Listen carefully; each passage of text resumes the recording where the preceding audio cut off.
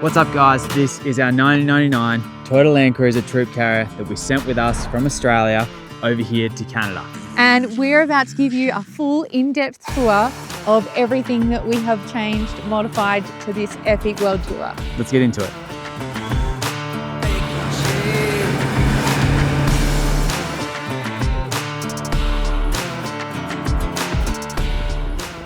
All right, my friends, welcome to a highly requested episode.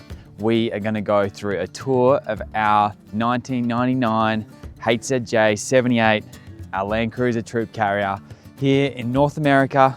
I'm just gonna go through all the custom stuff that I've done to it, how it's going and how it's performing, what's broken, what I've fixed, everything guys. This car is amazing. We did do a video on this car about a year ago, but so much has changed since then.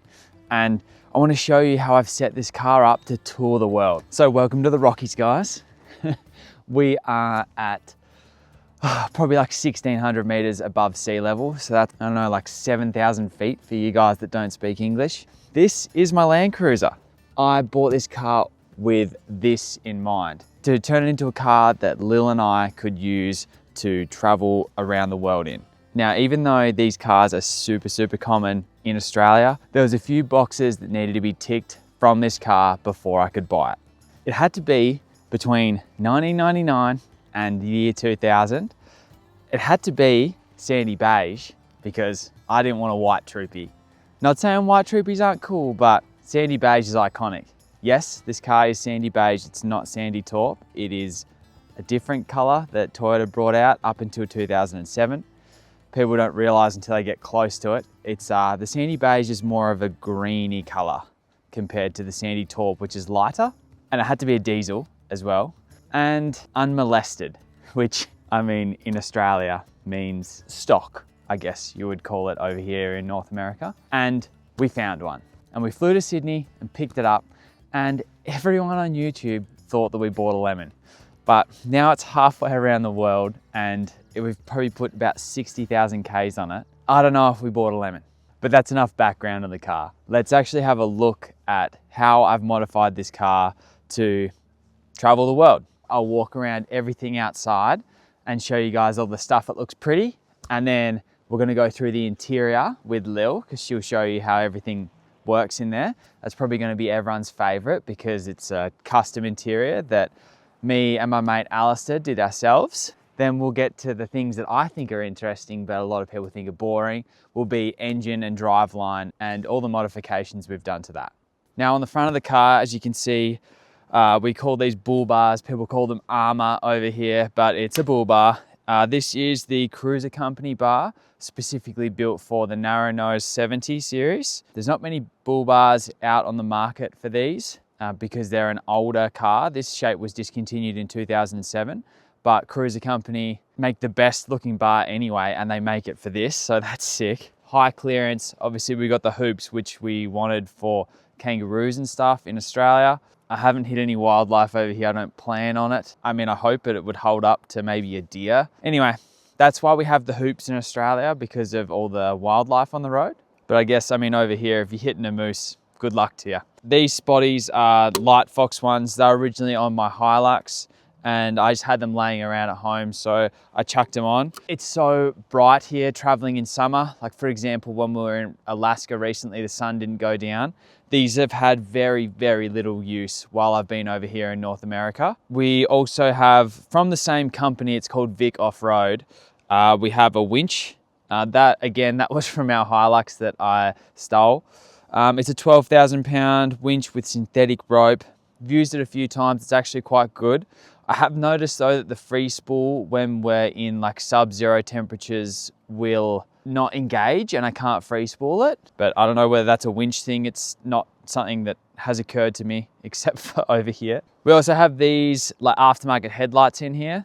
They're like an eBay job. I don't know what the brand is, but personally I think they're some of the best lights that I've seen as a cheap brand, specifically because they flash orange. The ring will flash orange when you indicate, and they sort of have a bit of a style of the new 70 series lights. So a lot of people who don't know Land Cruisers will actually mistake this for like a 2025 Land Cruiser. because I mean, the paint is so good and it's in such good condition. Moving down the side of the car, we have our wheels and tires. This is a Maxxis Razor 35 12.5 R17. So it's obviously a 17-inch rim. And these are the ATI hybrid beadlock wheel that they have. Well, personally, the best wheel I've ever seen. We actually have it on 2 of our cars, on our 250 and on this. But in the 250, we have the machined version. So sick, they look unreal. These are 17x8 -35. Sorry, I think they're 8.5-inch wide. They obviously stick out wider than the body, which is what I really like. And you'll see that we have these garden edging flares that I made to keep the car legal when it was in Australia. Poke is still illegal over here in North America, but it's not frowned upon realistically like it is where I come from. But I do keep these garden edging flares on just to protect from like rocks and mud and all that kind of stuff, because I don't really want that chipping up the paint. Factory snorkel we have, eBay mirrors. You may have noticed in one of our videos, if you follow along, that one actually fell off. And I have put some screws inside it and glued it back together, so it no longer has the function of turning. These weather shields on it and tinted windows, which I didn't realize was probably the most illegal part about this car over here, tinted windows, but no one said anything yet, so we're just gonna run them. Obviously, as you can see up there, we have the Alucab roof conversion. Now, probably one of the things that most people are interested in is the tent, well, the roof conversion. So it is an Alucab Hercules roof conversion. This is the version 2. The reason we went with this roof conversion over the other ones in the market is price, the fact that they're super robust because of like the full aluminium construction. They're lightweight. They come with a sick roof console in them. And also Alucab is a worldwide brand. So lots of the parts and things in this I can go and pick up. Literally, I'm in the middle of Canada and I can go to an Alucab dealer probably an hour from me right now. Because a lot of the Alucab gear, like all the latches and things, they're all interchangeable between the tents and everything. So all the hinges, if hinges break, like the Alucab dealers have all that kind of stuff on the shelf. Now also as well, because we knew we were doing a lot of cold weather, the Alucab tent is a lot thicker and it is a double wall tent. It means that it's actually blackout. So when we're in there overnight, like right now, if we went in there with everything closed up, it would still be pitch black. I mean, I feel like everything's my favorite part about the car, but one of the things I love the most about the car is the stripes that we got here. These are from Touge or Touge, or I don't know, however you say it, Touge Nation in Australia. And these were a custom set of stickers that were done for this car. But now you can buy these stickers if you want from that same one. So you could have the exact same style. But before we worked with him and got this custom sunset looking sticker with the fade, and I love it. It looks so good. It's like probably one of the biggest compliments we get about this car is the stickers. People love it so much. Now up here we have the Cruiser Company gull wing doors. They're a window replacement. So a factory Troopy will come with 2 sliding windows here. But these are just aluminium doors that the Cruiser Company do. Opening this up, we have our bathroom area here. So all this kind of stuff in here with this fake tile that I got off Temu. There's a shower here with hot and cold water. So you can have a shower and stuff out here. Above here is the Alucab shower tent. This thing's pretty sick. It's super easy to set up and it gives us privacy when there's people around camp and we want to have a shower. Now in this rear gull wing, I call this the garage. This is where I keep my tools and stuff. I have a couple of switches where I can turn our compressor on and off, just there. And our Starlink cable runs through there temporarily because I haven't really figured out a better way to do that. And now here we have the Cruiser Company water inlet outlet bracket. So that's where our water goes in. We used to have water coming out there, but I've actually changed the setup to it. So that's just a breather at the moment. Water into our underslung water tank, and then air as well here. So I have like a Nitto style push fitting there that's connected to our compressor, and there is a tank underneath as well. Actually, I'll show you the tanks underneath. So forgive me, the car is filthy underneath at the moment just because of, I put a rust protection on the chassis, and then when we drove up to Prudhoe Bay recently, it's just like all stuck to it, and I don't really have the facilities to clean it off anyway. But underneath here you can see, well, there's a grey water tank there that I've made out of PVC pipe. Geez, there's some wires going on there, isn't there? Then also that like cylindrical looking tank there, that's our air tank. And you can see there's like a bit of a valve on there to get rid of the water if you want. That other bit there, that's our exhaust.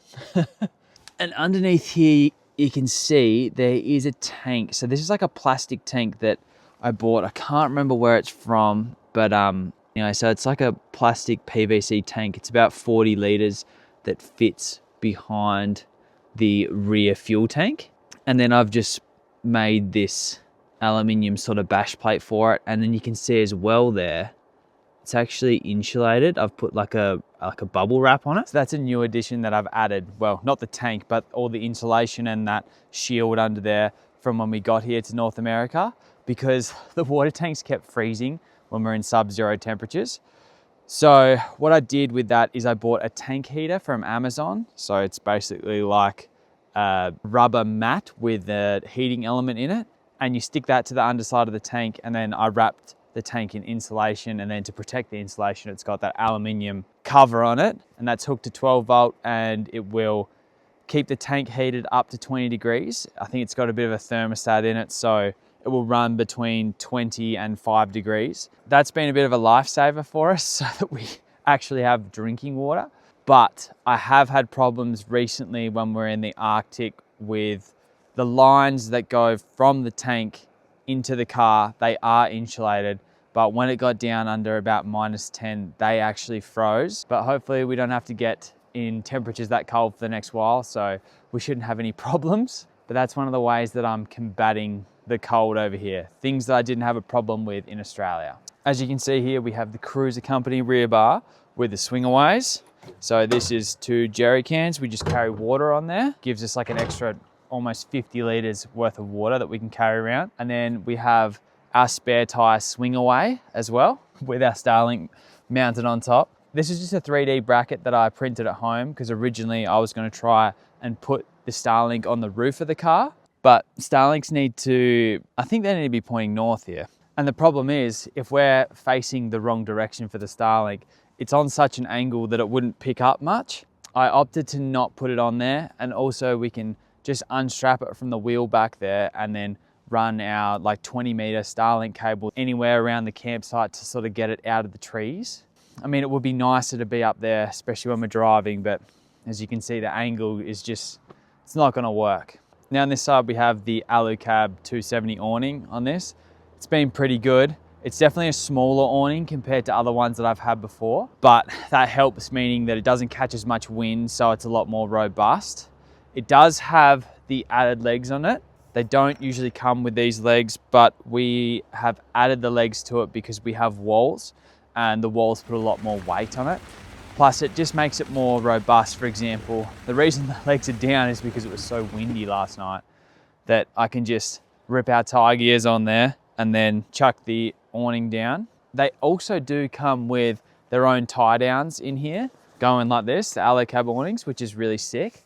The reason that I'm not using them is because the TieGear has like a built-in spring in it here, as you can see. So what the spring combats is basically like vibration from wind, like pulling on the awning like this and shaking it up and down.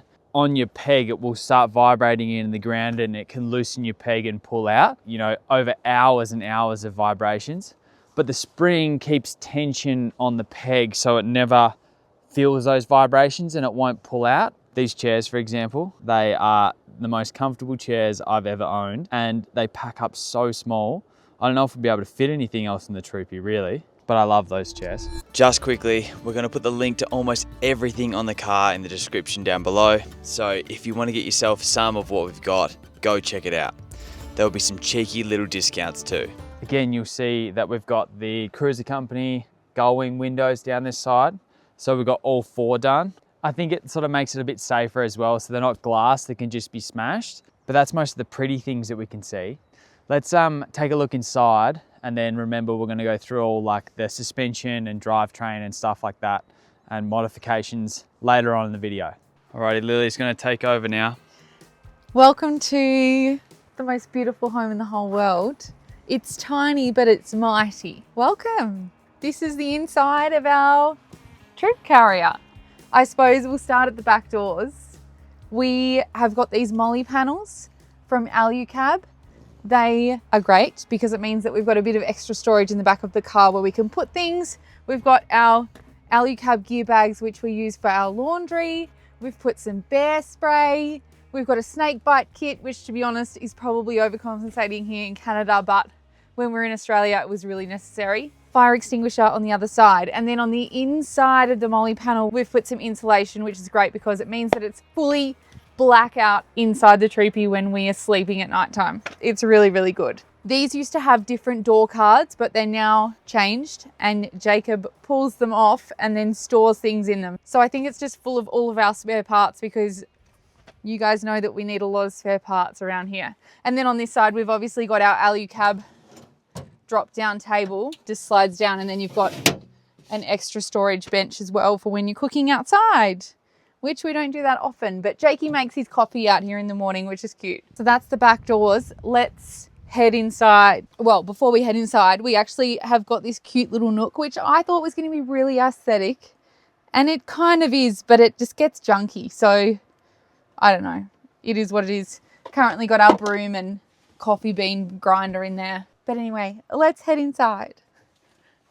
This is it. I know it's small, but I tell you what, if there has been a troopy that has been packed more full than this one, then I will be gobsmacked because I don't think that that is even a possible thing. Starting on the kitchen side, this is our kitchen bench. It's just like a wooden bench top. Well, it's not even a bench top. It's just a piece of wood from Bunnings. We've got our Safari induction cooktop, and we use that, I would say, every other day. Like, it gets a lot of work out. And then our sink, which I said needed to be an absolute necessity to have running hot and cold water. So yes, we do have hot water in here, but this tap is my absolute pride and joy. And let me tell you, I got scammed at the start buying this tap. I bought it from AliExpress or something because I couldn't find a tap like it. Anyway, I bought it. I waited months. It didn't come. Ended up getting my money back, which was great. And then I found it on, might have been, it was like another scammy site. It is so amazing because it goes flat. And that, I've never seen anything like that. That is my absolute pride and joy in here, you guys. That gold tap. So then underneath the sink, we've got our control panel station, which is full with some of my favorite things. The first one being that we have got an inverter. This is a 3000 watt inverter. It means that we can run 240 volt appliances. So we've got a induction cooktop. I've got my hair dryer. I've got a hair straightener. The thing that makes me most excited about having the inverter is that I have got this Breville oven. And if I had $1 of every time I told someone about this oven, I would be a bloody millionaire. I tell you what, if Breville is listening, I should be your next ambassador, because this Breville oven is like everything you could ever imagine. It reheats, it bakes, it's an air fryer, it toasts. I made focaccia in it the other day. We can have pizzas, anything you could ever want. It's meant that we can actually live like a little bit happier on the road with how much food that we can cook, because we were eating a lot of curries, we were eating a lot of pasta and stuff, but now I can cook pretty much anything I would cook at home, and it's a dream. So there's my Breville. I think it's called a 4-in-1 or something like that. So maybe we'll write it on the screen exactly what it is, because I know people will want to know. Back to the control panel. And then we've got our iTechworld battery shunt, like a monitor, which tells us where our batteries are sitting at the moment. It tells us how much solar we're bringing in. It tells us how much power we're using at the time. And it's great. It means that we don't go flat without knowing about it. And then lucky last, this diesel heater is the best thing ever. It heats this troop carrier up in like 3 minutes flat. So in the morning when we're up in bed, Jakey just opens this little flap here, presses the button, and we can just lay in bed happy as Larry with the heater on. But there she is. So we have an extra little friend on the road. There she is. She's really great. But anyway. And then The last thing on the kitchen is all of our kitchen cupboards and all of our clothes and all of our pretty much everything that we've got. I know it looks a little bit like a jigsaw puzzle because it's a little bit all over the place, but we had to make things work with the cooktop and with the sink and with the oven and everything like that. So this is just how it all worked out. So we've got these caravan latches that you can use as handles, and then they lock in so that nothing falls out when you're driving, which is mint. So that's under the sink. We just keep all of our cleaning stuff and our toothbrushes. Next to that, we've got, this is all of our plates and bowls and our cooking gear in that bottom section. In the top section, I've got all of our body lotions and face creams and stuff like that. Bottom cupboard, this one's a little bit of a nightmare. Supermarket bags, my hair dryer, everything like that. And then we each get one cupboard for clothes, like for our main clothes. And they're all stored in these alucab plastic top containers. This is mine here. Mine's a double door one, but it's pretty much the same size. And then down the bottom is shoes, so it's pretty rank in there, and then just tins. And then above the oven, all of our cutlery, cooking utensils, miscellaneous stuff back there. And the last cupboard, my favorite cupboard of all, is the food cupboard. And then below that is just an empty nook, which we throw whatever jumper we're wearing at the time and any extra food that doesn't fit in the food cupboard that can just stay outside. So that's our kitchen and clothes. If we flip around, this is our couch, which is awesome because if you didn't know, it converts into a bed. But thank you to my stepmom for helping me with all of these couch cushions because they have stood the test of time. They look really cute and really nice. And then we've just got a throw rug on top as well. So as for the bed that I was just talking about, the floor actually slides out and then we just put it on top of this drawer. And then this couch cushion fits perfectly in there. That's where we sleep when we're being stealth, which is so sick because I know Jakey didn't think we'd be using it very often, but we actually use it reasonably often. It's a really cool thing to be able to do where we don't have to pop the roof and we get to sleep inside. So that's nice. Anyway, under the couch, we have got a huge storage box. This has just got every kind of jumper that we don't wear at the moment, backpacks, whatever you can think, extra parts. And then in the back corner, it's a 10-litre hot water unit. We can either run it off 12 volt or we can run it off 240 volt, which means we don't use much power when we run it off 12 volt, which is sick. And then probably my most exciting upgrade we've done since being on the road, we upgraded our toilet. And when I tell you my life has been changed forever, I mean it. If you saw when we were building this car, this drawer used to be exclusively a drawer. So it slides out like so. But now we've got this new toilet. We can also lift the top up, which is so cool. It is called a Cuddy Light and it's by the company Compo Closet. And it's so good because you can buy one unit and then you can opt for different inserts depending on what sort of thing you're after. So this is the Cuddy Light, which is the composting unit, but you can also get, there's a new sealable one where you press a button and it seals the bag. I'm thinking we're going to upgrade maybe to the bagging toilet, which will be really exciting, but it's like a separating toilet. So the front is for your number ones, the back is for your number twos. But yeah, I highly recommend. It's so good. And then another way that we've been able to maximize our space and our storage space in here is by turning our fridge into a couch as well. So it means we've got that L-shaped couch while maximizing the amount of stuff that we can get in here. So everything's got two uses essentially, at least. It has about 1,000. But underneath here, we've got our Evercool 95-litre chest fridge.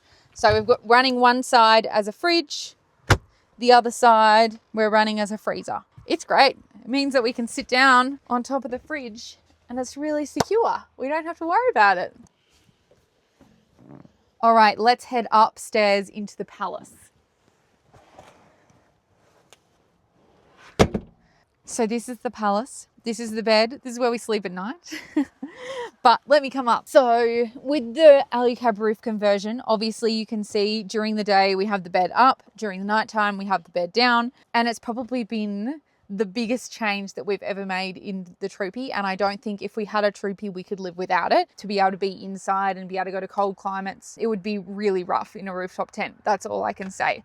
There are a few things that we have changed in the rooftop tent, and the first one being that the mattress was a bit of a princess and the pea situation, and it was really, really, really uncomfortable. It was too hard. I don't know how the South Africans do it. They must just be way tougher than us Australians. But what we did was we kept the same mattress, and then we just bought an IKEA topper and we threw that on top. And now it is so bloody comfortable. It does mean that it is a little bit hard to close because we have that extra topper, and then we keep our doona and our pillows in here as well. But it's just the price you pay. And then the bed is quite short, this section. So you pull down the other part of the bed, and this used to have the same mattress, but it was just extended onto this section. And we found that our couch cushion on top of the fridge was pretty much the same size as the mattress cushion that we had on this drop down part of the bed. Every single night we just bring up that couch cushion from the fridge and we put it here. So it means that Jake can put his head further up and his toes aren't getting scrunched up at the end of the bed. It also doubles as a backrest, so you can lift that up, and then at nighttime we can just watch a movie if we like. You could, I suppose, work up here if you wanted to, but it's made it a little bit more user friendly up here. This part of the bed runs on 2 gas struts. We ended up changing the remaining gas strut to give us more overhead space in here because the gas strut was too short, and so it wasn't allowing this whole part of the bed to be fully extended. So it means that we have way more room downstairs overhead now. The only other thing that we got as an addition is this drop down table. It's okay. I don't know. We probably wouldn't get it again, had our time again. And then above head is heaps of pouches, which is super, super good for just putting whatever you need at bed up there. The other adaptation that we did make was we removed all of the zippers and we replaced them with paracord because in the wind they were just flapping around and keeping us up at night. There is 3 lights in the Alucab. They all have 3 settings, so like a dim, medium, and then a full strength light, and they all flip to red light. So if you've got a problem with bugs, you can put them on the red, and then hopefully you won't have such a problem with the bugs. They also have USB-C ports and USB ports on each side, which means we can charge our phones at night. But yeah, that's our roof conversion inside. So let's carry on to the front of the car. Alrighty guys, welcome to the front of the Cruiser. Sounds just like a Golf. Let's talk about some stuff that we've done in the front of the car to make it more user-friendly, I guess, comfortable for touring. So biggest change is we swapped the seats out. These seats are from a 2024 Troopy. It used to have the 1 3/4 seat, so like the bench seat. So we got rid of that, which these seats are pretty comfy. Like for $400 Australian, they're pretty good. We have the 70 Series store armrests here, which are really good. This driving position with the arm up here, killer. You can also see here, I've got this iThrottle gauge here, which the reason I got this is because it converts to miles per hour. So when we're in the US, I can run it and it will give me my GPS speed of miles per hour, which is really great. That means I don't have to do any calculations in my head because we obviously don't have miles on our Speedo here. And it shows a couple other things like battery voltage and whichever way we're pointing and how much we're tipping. On here we have a gear stick extension and a nice knob, which is great. A huge change is our iThrottle head unit here. This thing's fantastic and it can give us a live feed out of the back and we can do maps. We can watch YouTube on this. It moves to either side to whoever wants to look at it. That thing's killer. We've got a couple of magnetic phone charging holders here for each of our phones. This is an added little cup holder tray thing here. That's from Temu. I made this little center console, which I made in like a day before the car left to go overseas. It's not really good, but it does the job. It keeps pretty much all our camera gear in, which is really good. And then I also 3D printed this, which is pretty much where we keep our drone and batteries and stuff in. So I 3D printed that at home and brought that with us, and it fits perfectly in the center here. The Alucab conversion comes with this big overhead console and the molly panel here, so you can strap stuff to it. These are here, we usually have our makeshift window shades in there. They just sort of slide through there when we're there. I've just taken them out for filming because they're very shiny. But up here on this overhead console, we have a few switches and spaces for more. So I have the front and rear diff lock switches. I also have a switch that turns the power on and off to these, because when we got the Alucab, it was wired wrong and we never had power in there. And so I had to rerun new power, but anyway. And then there's also a switch here that powers the added fan for the fridge that I added because of the fridge being in its really tight spot. It didn't get enough air and it would overheat. But yeah, tire pressure monitors here. But basically, that's pretty much it for the interior. It's comfortable in here. It's obviously loud, but that's a 70 series. You know, we've done a fair few Ks and we plan on doing a fair few more. That's it. Well, the sun's out now, so that gives me a perfect opportunity to talk about our batteries, because we are cranking solar up there. So also guys, there are so many build videos that you guys can go back and watch if you're really interested in like everything inside.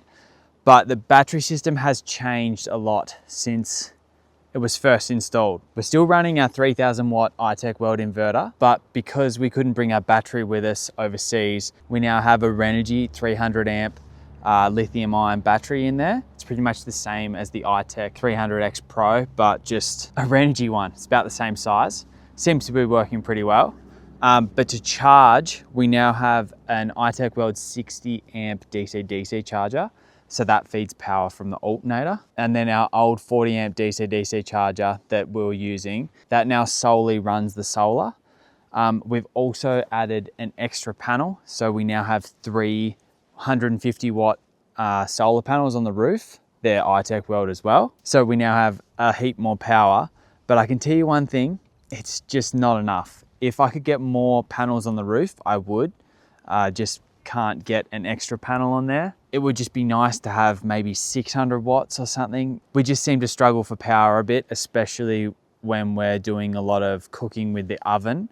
We do get through, we've never run out, but there's definitely been times when we want to stay for a day and it's cloudy, and we can't stay for more than realistically a day without driving or sun. We're just too power hungry. All right, so let's talk engines, motors. So, underneath the hood of this bad girl is the legendary 1HZ engine, also the slowest engine known to mankind, also known as God's motor because they last for so long. Okay, so things I've done in here, it has a brand new radiator in it. What else have I replaced? I mean, I've done all the things like timing belt and stuff like that before we left home. It has the upgraded clutch fan in it. Also has an upgraded alternator in it, just to the 120 amp from, I think factory is about 80 amps. It's got factory dual batteries in here. I literally don't use this battery for anything. I have been thinking about swapping that second battery to a lithium one just to get us a little bit more power. I just need an under bonnet one, and I don't know, I'll get there. Now it does have a set of extractors on it. Extractors. Which I think make a little bit of a difference, but it's pretty slow, guys. The car was fine when I was driving this around in Australia. It didn't have as much weight in it because we've just accumulated so much stuff as what you've seen inside now. We're getting a bit heavy, but the biggest killer I'm finding with this car is the altitude. For example, we're now camping at like 1600 meters above sea level, and the mountain pass that we drove over to get here was over 2000 meters. A bit of a math scientific thing, but a naturally aspirated car, especially something like a diesel like this, every 1000 meters you go up, you'll probably lose about 10% in power. Now, with the 35s, this old engine with 350,000 Ks on it is probably only pushing 50 to 60 horsepower at the tires. So some mountain passes and stuff that we'll tackle, I mean, for example, yesterday was over 2000 meters. So if we're taking out 20% of our horsepower, the car is really struggling to get up hills. It's almost a bit dangerous. especially when some of the speed limits around here are 120 kilometers an hour and people do 140 kilometers an hour and we are doing 60 up the hills. It can be a bit dangerous. So at this point in time, I'm really thinking about putting a turbo on it. I have talked to so many people about putting a turbo on this car, and there's people that are for it and people that are against it. Most people who do turbo their own 1HZ have told me that it was the best thing that they've ever done. And talking to sort of like industry experts about it, they just sort of speak about how turbo technology has changed and the way that people tune cars has changed now, and there's just so much more known about how to run a 1HZ and how to not blow it up. Better technology to monitor cars, you know, like better EGT gauges and just running intercoolers and big exhausts, things like that. I really wish that I did this before I left Australia. I just had people scaring me. Like I said, it didn't need it that much, but all this high altitude stuff that we're doing it's really killing it. So right now I'm thinking about turboing it. If you are in Alberta and you want to help me turbo it, reach out please, because I will need someone to more than likely build me an exhaust. I'll probably get a turbo kit sent from Australia, but the hardest part will be getting an exhaust here and probably help me install the kit too. So suspension wise, the car is on a Fulcrum 2-inch lift and it's a 300 kilo lift, which people always think that's crazy that it's only got 300 kilo constant load springs in the back of it. It also rides really, really well off-road, which I love. They're just like a monotube shock, like a foam cell shock that's in it. Don't get me wrong, putting a remote res shock in this thing would be really sick, but it's a bit of an overkill on a 30-year-old car. This suspension kit is really, really worth the money. I think you can pick up this whole kit for like around $2,500 Australian. That's with all the bushings and all that kind of stuff. Such good value for money. This transformed the way the car rides. Handles did off-road, like obviously with the longer shocks, it increased the articulation on it. Now underneath as well, obviously it's solid axle. These cars don't come factory locked, so I've added a front and rear LTG e-locker. Probably one of the best modifications I did for off-road. I use those things all the time, specifically the rear locker. A lot of times we'll be off-road, you know, we're not on a track. I'm just trying to get into a campsite and we're trying to make a turn or something. We're trying to go up a little hill. I don't want to get out and try and put the car in four-wheel drive just to get up this little small hill, but I can actually hit the car in low range with the rear locker on and get up almost any obstacle. And if I'm trying to get up something that I need the hubs locked in, it's going to be pretty serious. The mud tires and like a rear locker, you can get up a lot of things, especially again with low range. So that was probably one of the best modifications I could say that I've done to this car for off-road capability. You don't even notice them at all. You don't have to run a compressor with lines or anything. They don't wear out like a normal air locker will do. And yes, air lockers do wear out. They have a little ring in them that will only do so far. Please tell me if you're wrong, but if you've seen an air locker do over 100,000 Ks without maintenance, I'd be interested to see. But yeah, I'm an e-locker guy. All right guys, so that is our North American Troopy. Well, it's our around the world Troopy, isn't it? There's our world tourer that we have got in North America currently that we have shipped all the way from Australia. Yeah, that's it. It's here. And if you guys like this video, make sure you subscribe, because subscribing at the moment is the best metric that pushes our videos to everyone else in the world. And we want to share our journey with everyone and share it with you too. So make sure you subscribe. Thank you so much for the support, and we will see you in the next video. Bye.